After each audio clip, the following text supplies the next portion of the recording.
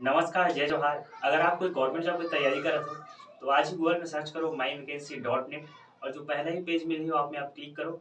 myvacancy.net में आपला PDF file के माध्यम से जितने भी गवर्नमेंट जॉब के जानकारी है, भर्ती प्रक्रिया है, आपला आसानी से उपलब्ध हो जाएगी।